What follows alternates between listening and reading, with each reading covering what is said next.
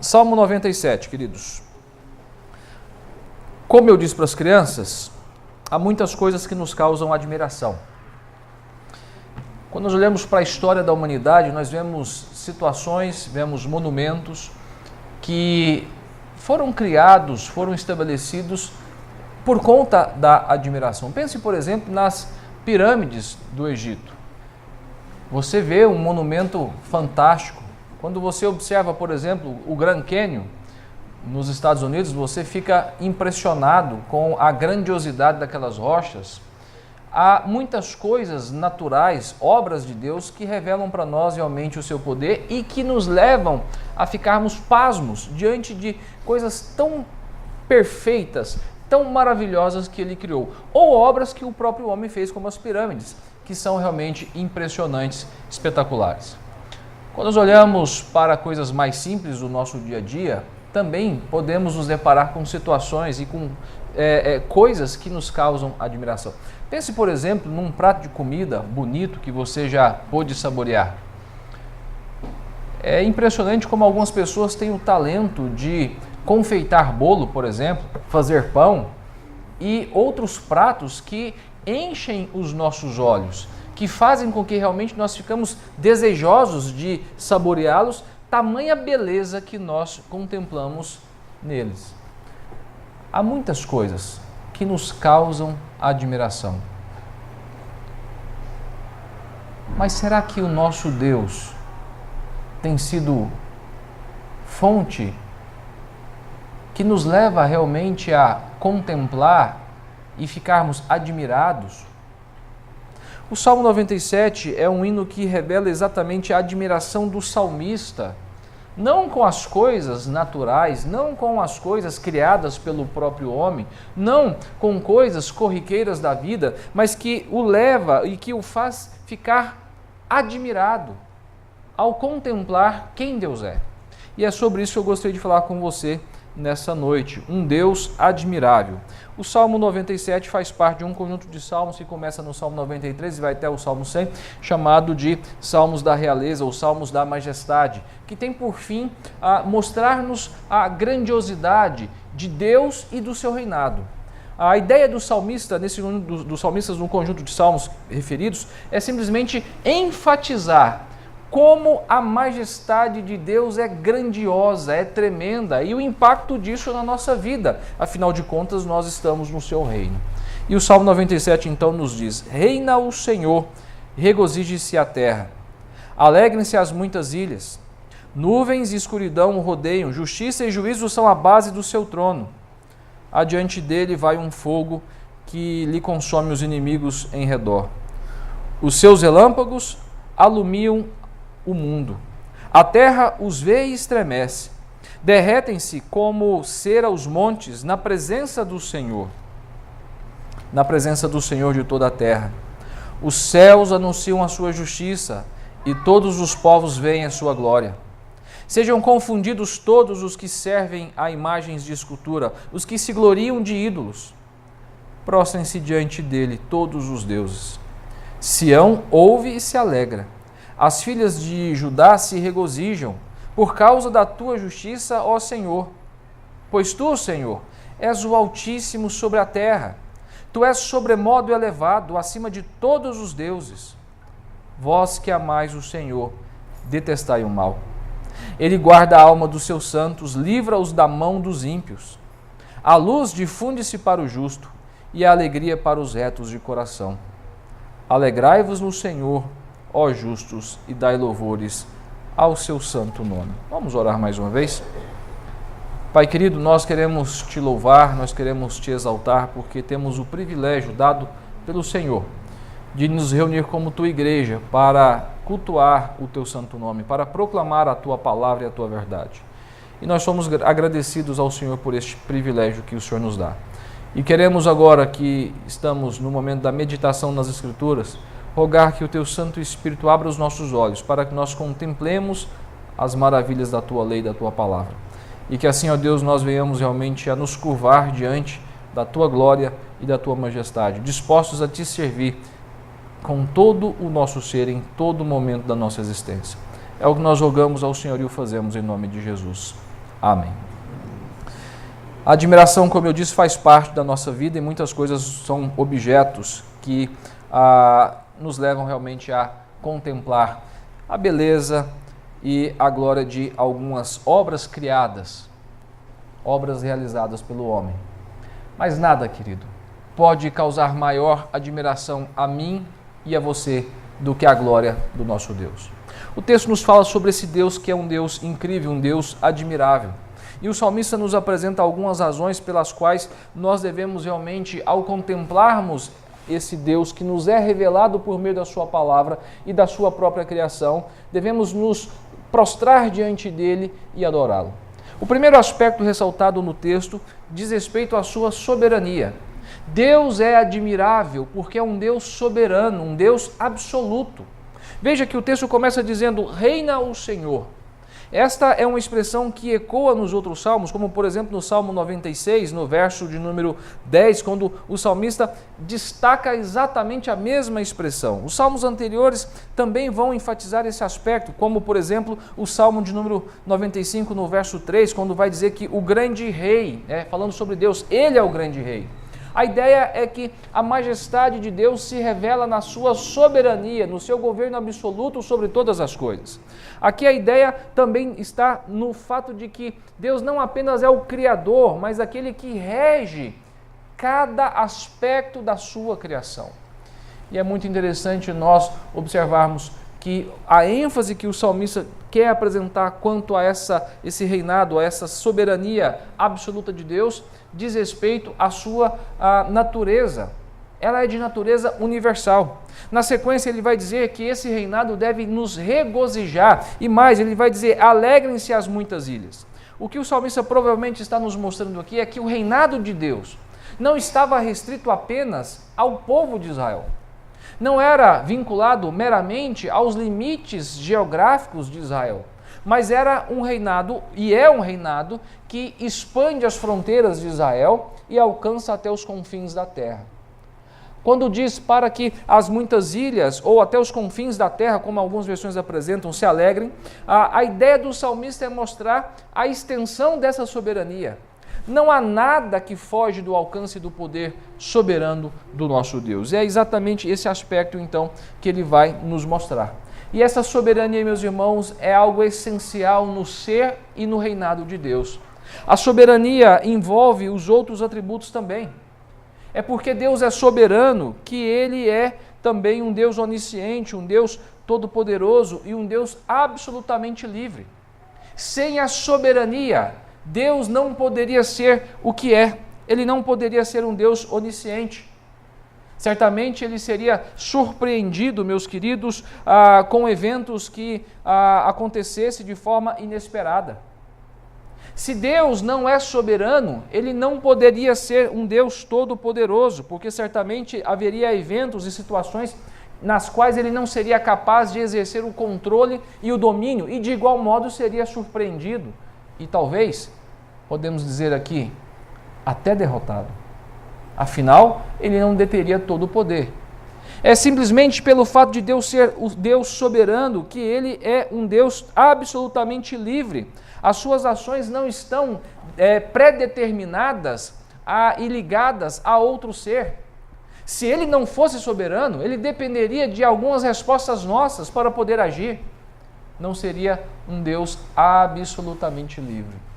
E eu poderia passar o restante da noite aqui descrevendo sobre outros aspectos relacionados a outros atributos de Deus, mas eu creio que esses três são suficientes para nos mostrar que a soberania é o fundamento daquilo que Deus é e daquilo que é também o seu reinado. E o salmista então contempla inicialmente essa soberania que perfaz toda a sua existência, a existência de Deus e do seu reinado. Isso significa, meus queridos, que nós podemos descansar, de que nós podemos estar seguros em todo o tempo. O Deus que nós servimos não é um Deus fraco, não é um Deus limitado, não é um Deus que está realmente circunscrito a uma região, a um território, a uma limitação. Ele é o Deus soberano, o Rei absoluto sobre todas as coisas, nos céus, na terra e nos mares. Nada foge do seu controle. Quando nós olhamos para o profeta Isaías, há um texto que me impressiona muito, que fala dessa majestade, que contempla exatamente esse governo absoluto de Deus e o seu senhorio sobre todas as coisas. No texto do capítulo 40, o profeta vai dizer: quem na concha da sua mão mediu as águas e tomou a medida dos céus a palmos? Quem recolheu na terça parte de um éfa o pó da terra e pesou os montes em romana e os outeiros em balança de precisão? Quem guiou o Espírito do Senhor, ou como seu conselheiro o ensinou? Quem com quem tomou ele conselho para que lhe desse compreensão? Quem o instruiu na vereda do juízo e lhe ensinou sabedoria e lhe mostrou o caminho de entendimento? Eis que as nações são consideradas por ele como um pingo que cai de um balde e como um grão de pó na balança. As ilhas são como o pó fino que se levanta. O salmista passa a descrever a soberania, o controle absoluto de Deus sobre todas as coisas, mostrando-nos que ele é inigualável. Nada se compara, nada chega aos pés desse rei que reina soberanamente. Toda a terra deve se alegrar com o conhecimento desse reinado, de que o Senhor está no seu santo trono. Essa foi a visão do profeta Isaías também, num momento muito crucial da história dos judeus, quando o rei Uzias havia morrido. Ele vai dizer que no ano da morte do rei Uzias, ele viu o Senhor assentado num alto e sublime trono. E qual foi a reação de Isaías? Ele contempla a majestade e a soberania de Deus e se prostra em adoração. Observe que o profeta vai dizer: ai de mim, estou perdido. Ele sabia que diante da santidade, da glória e da majestade, diante desse reinado soberano de Deus, ele não era nada e estaria completamente perdido por conta do seu pecado. A contemplação da glória e da majestade de Deus gerou um coração contrito no profeta. E quando nós contemplamos a majestade de Deus, essa também deve ser a nossa reação. Nós devemos nos colocar no nosso devido lugar. Foi assim, por exemplo, com João, a visão que ele tem do Cristo ressurreto, conforme o livro de Apocalipse vai nos dizer. A palavra nos diz no capítulo 1 ali que João, quando contemplou a visão do Cristo ressurreto, ele caiu quase que como morto. A contemplação da glória, da majestade, do senhorio de Deus, meus irmãos, deve fazer com que nós realmente venhamos a temê-lo. E nós precisamos admirar essa soberania, esse Deus que rege e governa todas as coisas. O seu poder é tão grande que nada, absolutamente nada pode ocorrer na esfera da nossa existência sem o seu consentimento. Um fio de cabelo não cai da cabeça de um homem sem o consentimento de Deus. Um pássaro não cai dos céus sem o consentimento de Deus. Tudo está debaixo do seu controle. E esse Deus é o Deus que nós servimos. É o Deus que nós adoramos, é o Deus que nos chamou para fazermos parte do seu rebanho, do seu pasto. Como diz o Salmo 95, nós somos ovelhas dele. É sobre os cuidados desse Senhor soberano que eu e você estamos. E isso deve fazer com que nós nos aquietemos. Isso serve de consolo e conforto para nós. Isso deve fazer com que nós olhemos as circunstâncias que acontecem ao nosso redor, até mesmo as circunstâncias adversas, como por exemplo o que aconteceu essa semana em Suzano, como aconteceu na Nova Zelândia, como atos que estão sob controle. Pode não estar debaixo do controle da sociedade, da humanidade, mas nada acontece fora do controle soberano do Senhor. E diante disso, você e eu precisamos aprender a descansar e a confiar nesse Deus que é admirável. Mas o salmista nos mostra mais. Deus é admirável não apenas por sua soberania, por seu reinado absoluto. Os versos 2 ao verso 6, a palavra nos mostra que Deus é admirável porque Ele é temível. Deus é admirável porque Ele é temível. Usando talvez uma linguagem um pouco mais pesada, mais dura, Deus, Ele é espantoso, Ele é pavoroso. É isso que o salmista está nos mostrando nos versos de 2 a 6. Aqui, é claro, é uma consequência imediata. Eu até comecei a falar sobre isso da contemplação da soberania do Senhor. O que nós vemos aqui na descrição que o salmista faz é algo muito parecido com outros relatos bíblicos. O que o salmista nos remete aqui são visões, são perspectivas de teofanias, né? Manifestações temporárias de Deus, dando-se a revelar ao seu povo. Observe os elementos que são descritos aqui. É impressionante como há uma conexão direta com outros episódios, como, por exemplo, os momentos em que Deus entrega a tábua da aliança para o seu povo, por meio de Moisés. Veja, o verso 2 fala de nuvens e escuridão. Depois, no verso de número 3, fala de fogo. Depois, no verso 4, fala a respeito de relâmpagos. O verso 5 fala dos montes que se derretem como cera. São figuras próprias dessas revelações teofânicas de Deus dadas ao seu povo no passado. Por exemplo, como eu já citei, a de Êxodo, capítulo 19, quando Deus entrega as tábuas da aliança. Ali o texto vai nos dizer: ao amanhecer do terceiro dia, houve trovões e relâmpagos, e uma espessa nuvem sobre o monte, e muito forte clangor de trombeta, de maneira que todo o povo que estava no arraial se estremeceu. E Moisés levou o povo fora do arraial ao encontro de Deus, e puseram-se ao pé do monte. Todo o monte Sinai fumegava, porque o Senhor descera sobre ele em fogo. E a sua fumaça subiu como fumaça de uma fornalha, e todo o monte tremia grandemente.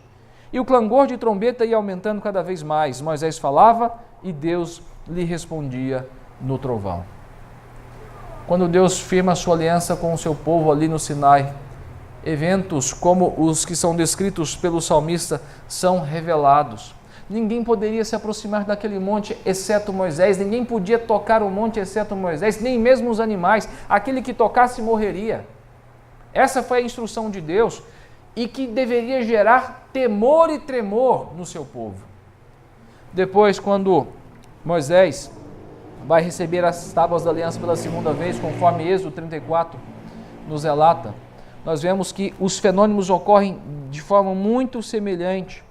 E tem mais, o chamado de Isaías nos mostra algo parecido. Nós olhamos para outros profetas como Ezequiel, Daniel, Miqueias.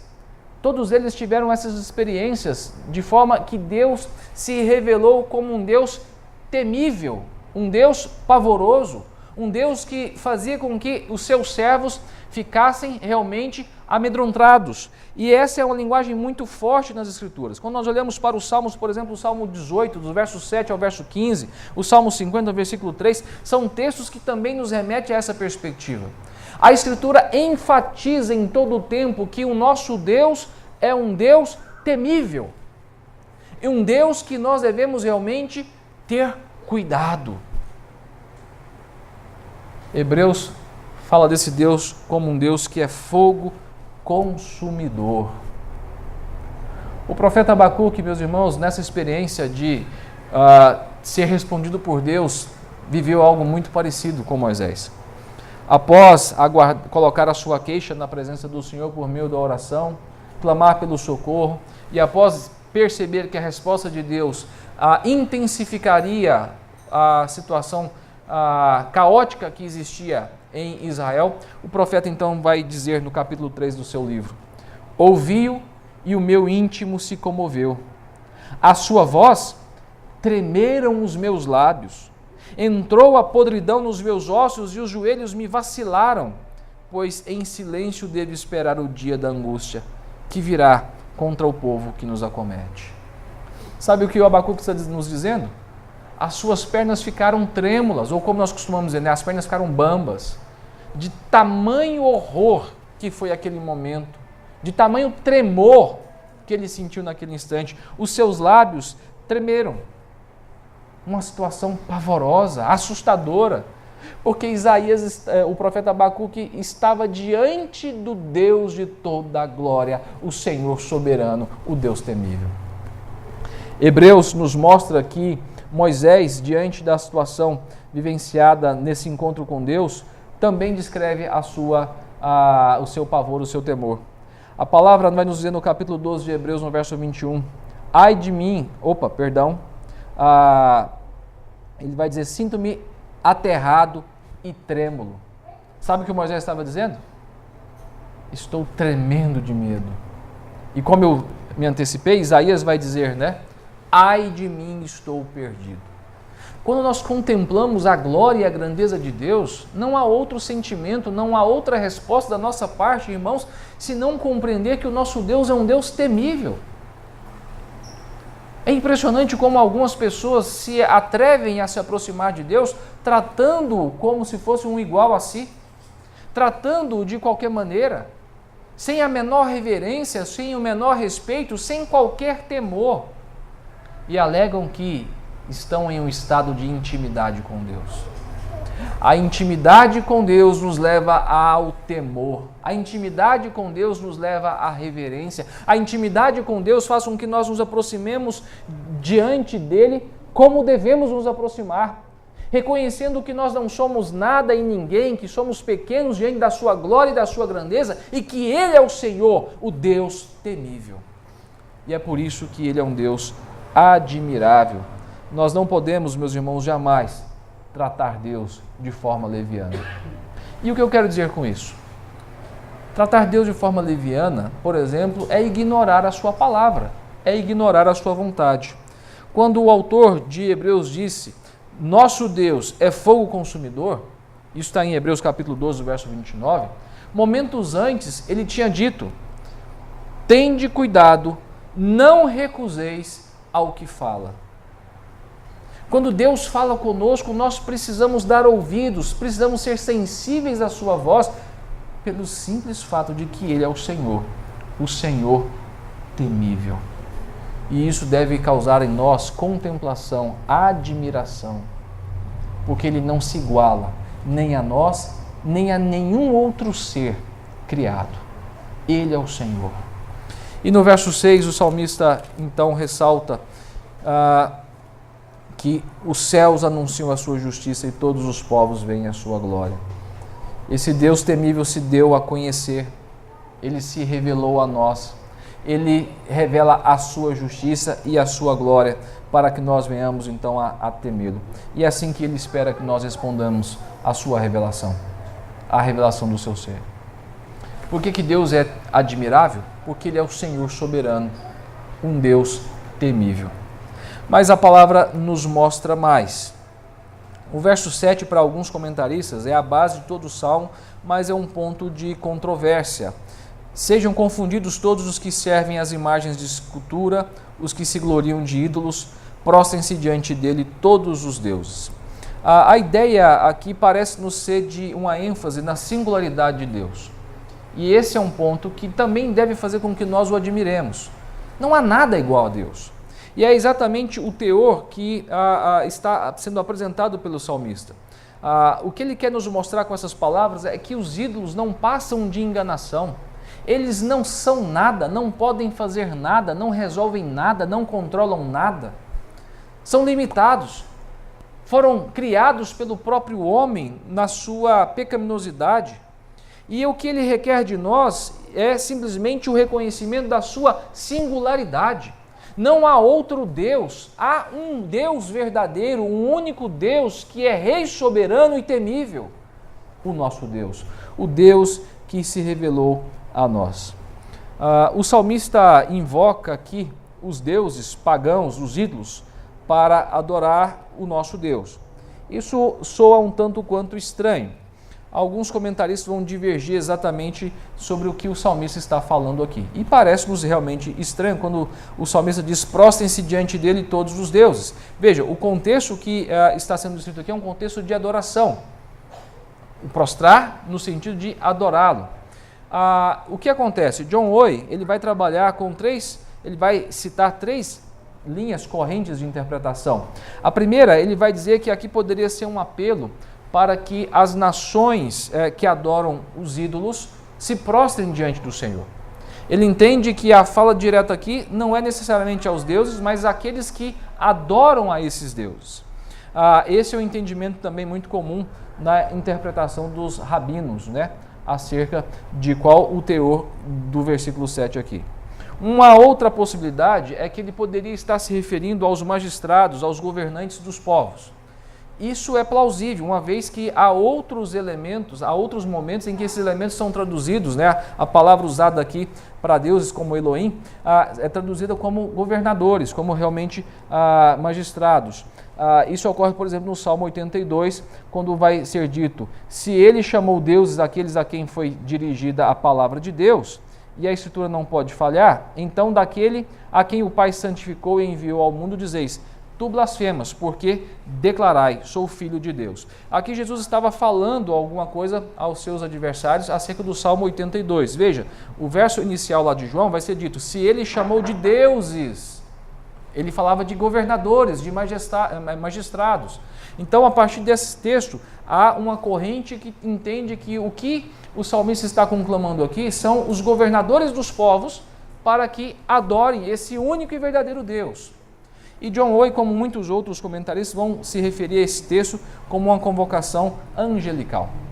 O que está sendo apontado aqui seria uma referência aos anjos. E isso faz todo sentido, e pode até ser o caso também, como acontece em Hebreus capítulo 1, verso 6, quando o texto nos diz: e novamente, ao introduzir o primogênito do mundo, disse Deus, e todos os anjos de Deus o adorem.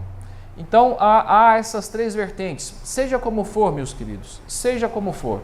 Se esta é uma convocação às nações, seja ela uma convocação aos governadores e magistrados, ou uma convocação a seres angelicais para que adorem a Deus, o que nós percebemos é que essa convocação está apontando para a singularidade de Deus. É Ele quem deve ser adorado e não os ídolos, não os deuses criados pelo ser humano. E isso nos mostra um diferencial em nosso Deus. Como eu disse, ninguém se iguala a Ele. E essa é uma verdade crucial no desenvolvimento da história do povo de Israel. Deuteronômio capítulo 6 nos lembra disso, quando o Senhor então invoca o povo a contemplar a sua singularidade. Ouve, pois, ó Israel, o Senhor nosso Deus é o único Senhor. Isso significa que você e eu precisamos tomar cuidado. Nós tendemos a criar o Deus conforme a nossa mente, conforme o nosso coração. Tendemos a pintar a ideia de um Deus não conforme as Escrituras, mas segundo a nossa vontade. E isso não é possível diante da revelação de Deus. O Deus que você e eu precisamos adorar não é um Deus criado conforme o nosso querer, mas segundo aquilo que nos é revelado nas Escrituras. Um Deus único, inigualável, um Deus santo e temível, o Deus que governa todas as coisas soberanamente. Um Deus que deve ser contemplado, que deve ser admirado, por ser também singular.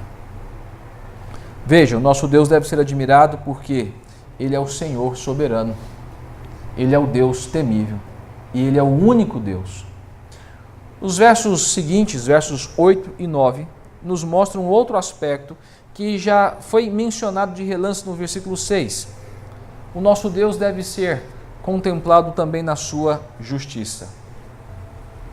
Ele deve ser admirado porque Ele é um Deus justo, um rei que governa com justiça. Meus irmãos, como nós precisamos de fato nos atentar para esse aspecto. Este é o teor final do Salmo 96. Nós olhamos no final do Salmo e vemos o salmista também ressaltando o aspecto da justiça e do julgamento de Deus na vida do seu povo. E aqui o tema é novamente retomado para ressaltar exatamente a admiração que essa justiça deve causar em nós. Pensemos, por exemplo, no nosso cenário, nosso contexto político. Quantas e quantas injustiças nós vemos sendo realizadas nos últimos anos? Quantas coisas desagradáveis que nos causam revolta, indignação, que aflige a população, o bem sendo chamado de mal, o mal sendo chamado de bem, a inversão de valores promovido pelos governos. Quantas coisas nós vemos acontecendo, por exemplo, no judiciário. Quantas sentenças que nos deixam extremamente entristecidos e nos fazem pensar, o nosso país não tem jeito. A situação parece se tornar cada vez mais caótica, a calamidade está sempre diante dos nossos olhos. O que nós mais vemos são injustiças sendo cometidas dia após dia, algumas escancaradas e de modo escandaloso. governo do nosso Deus não se assemelha em nada a isso. O governo do nosso Deus é um governo reto, é um governo justo.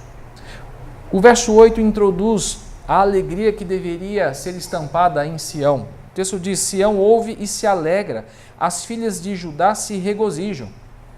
Essa alegria estava baseada em quê?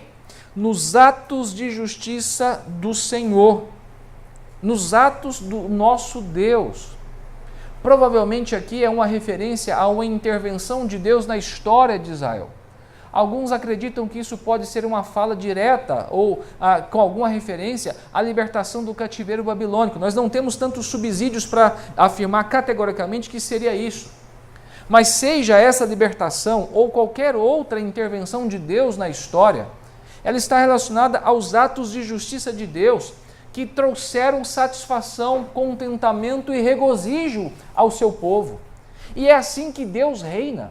Aos nossos olhos, aparentemente, nós estamos caminhando num mundo sem qualquer justiça. E como eu já mencionei, às vezes até parece de forma descontrolada. Mas o nosso Deus, Ele é reto e justo. Ele não governa conforme o governo dos homens. Ele reina como um governador diferente dos governadores humanos, em que interesses pessoais e a perversão da justiça não durarão para sempre. Haverá um momento em que isso será findado. E por maior que tenha sido a intervenção de Deus na história de Israel neste momento, que levou o salmista a celebrar a justiça do Senhor, nós precisamos ter em vista que somente em Cristo essa justiça será satisfeita plenamente. A palavra nos mostra, meus irmãos, no livro de Apocalipse, que haverá um momento em que não mais estaremos cercados pela injustiça. O capítulo de número 19 de Apocalipse, já no final do livro, vai dizer: depois dessas coisas, ouvi no céu uma como grande voz de numerosa multidão, dizendo: Aleluia! A salvação e a glória e o poder são do nosso Deus, porque verdadeiros e justos são os seus juízos, pois julgou a grande meretriz que corrompia a terra com a sua prostituição, e das mãos dela vingou o sangue dos seus servos. Não há uma injustiça que escapa aos olhos do nosso Deus. E haverá um momento em que todas essas injustiças cessarão. E mais, o juízo de Deus virá sobre aqueles que as praticam. Durante a semana eu ouvi algumas pessoas dizendo que aqueles jovens que adentraram a escola deveriam pelo menos terem sido presos, né? Para pagar pelo que fizeram. Eu fiquei pensativo sobre a perspectiva ali apresentada. Talvez alguns de nós até pensemos de que eles não terão nenhuma punição, nenhuma sanção. O que a palavra de Deus nos mostra, meus queridos, é que todos aqueles que cometem a injustiça pagarão. Podem não pagar aqui ao longo dessa vida, mas haverá um momento que estarão diante de Deus prestando contas, e a justiça divina será executada. E você e eu só não iremos sofrer essa justiça porque alguém já sofreu em nosso lugar. Porque essa justiça já foi cobrada de nosso Senhor e Salvador Jesus Cristo. Porque senão você e eu também estaríamos condenados. Porque os nossos atos também são atos de justiça, de injustiça. Os nossos pensamentos, os nossos desejos são pensamentos e desejos que também revelam injustiças. Seremos poupados do juízo de Deus porque Cristo não foi poupado, Ele foi entregue para sofrer em nosso lugar. Ele sofreu a sanção, a punição, a ira de Deus por conta do nosso pecado. E é tão somente por isso que eu e você não somos objetos, não somos alvos da justiça divina. Isso é o que nos dá a certeza da salvação. E é sobre a cruz de Cristo que nós devemos nos amparar. Mas esse é o nosso Deus. Um Deus justo e, por isso, um Deus admirável. Um Deus soberano que reina de forma absoluta. Um Deus que é temível, pavoroso, fogo consumidor.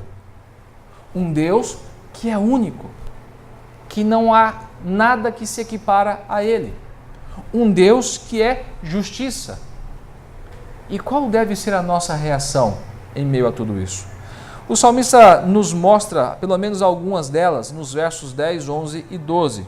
Diante da revelação desse Deus, nós podemos ter a certeza, meus queridos, de que nós precisamos contemplar a sua glória e a sua majestade.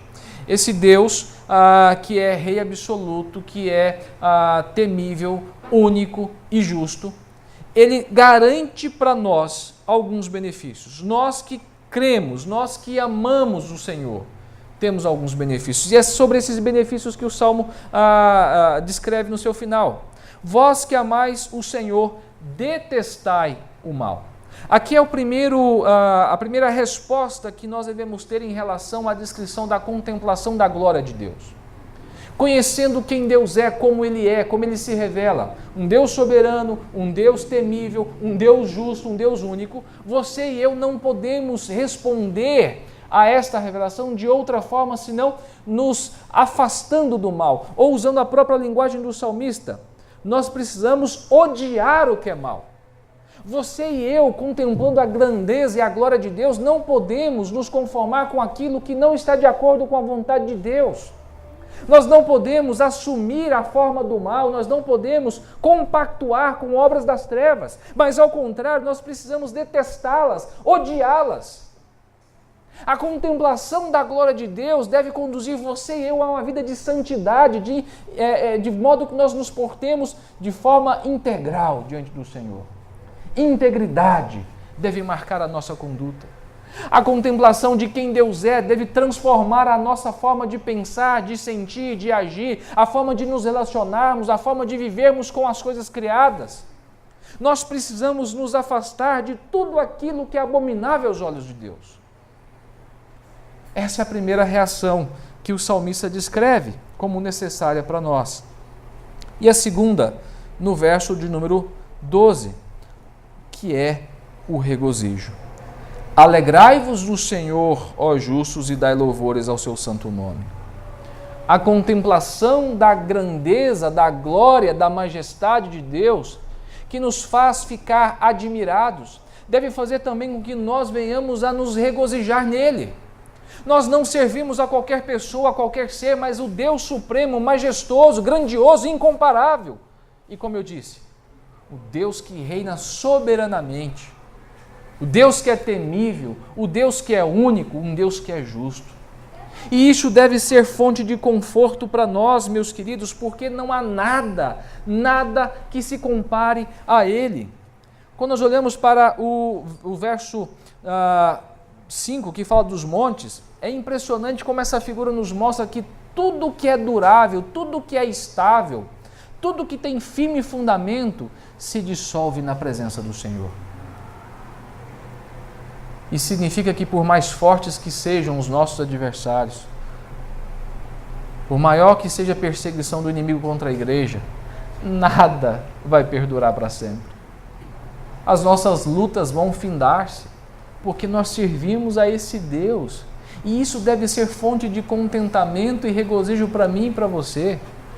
Não há nada nessa vida que você enfrenta, que você passe, que seja comparado à grandeza e à glória do Senhor.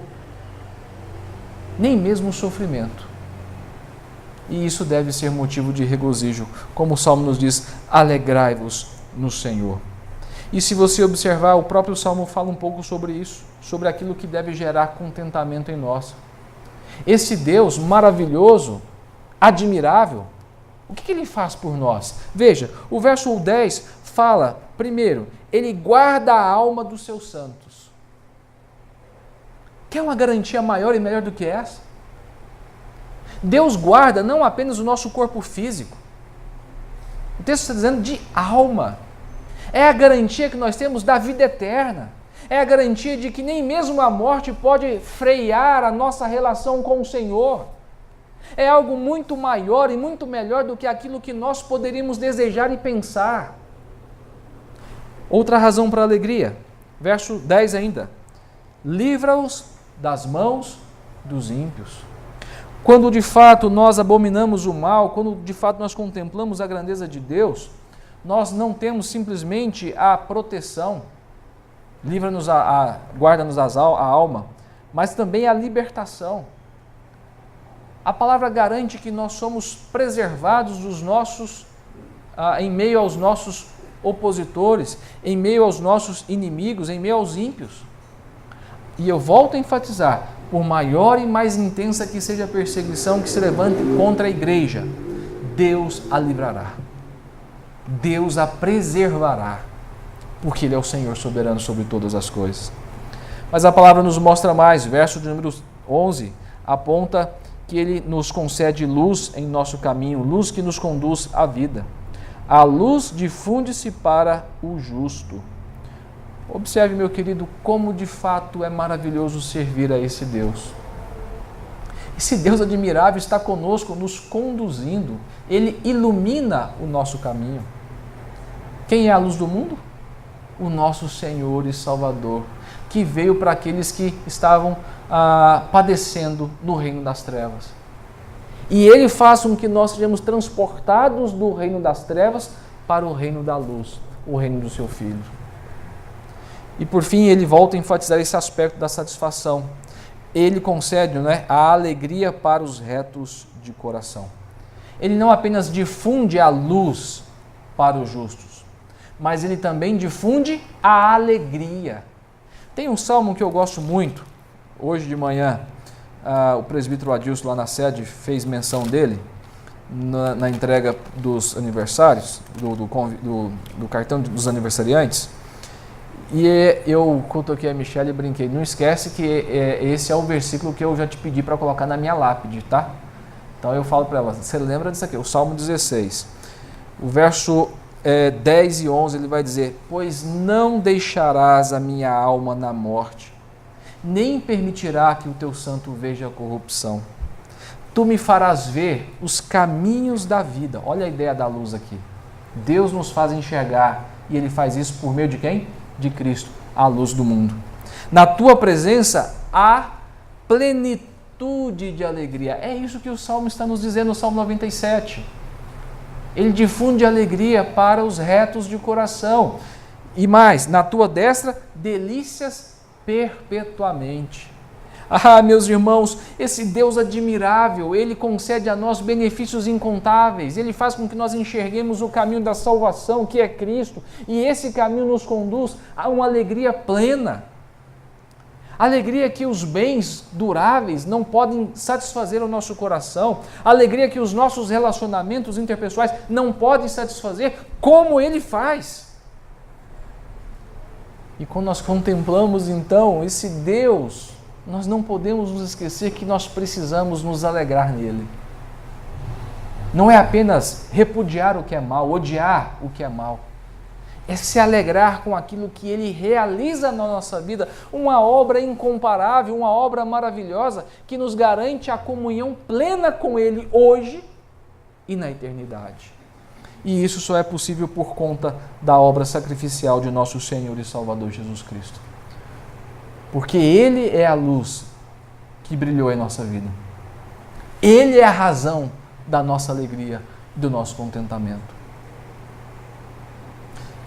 Para terminar, eu gostaria de perguntar mais uma vez a você, o que tem causado admiração na sua vida? As pirâmides do Egito, um belo prato de comida, as atrocidades que nós vemos por aí, certamente nos causam um certo espanto e até admiração. Mas nada pode nos causar mais admiração do que o conhecimento de quem Deus é. Um Deus que reina soberanamente, de modo absoluto. Um Deus que é temível, único e justo. Que ao conhecermos mais desse Deus, nós venhamos a condicionar a nossa vida à sua santa vontade. E que ao contemplar quem Ele é, nós venhamos de fato admirá-lo ainda mais e glorificá-lo. É assim que o salmista encerra a sua poesia. Dai louvores ao seu santo nome. Que nós venhamos, irmãos, a contemplar a glória e a grandeza do nosso Deus em todo o tempo. Que Ele assim nos abençoe.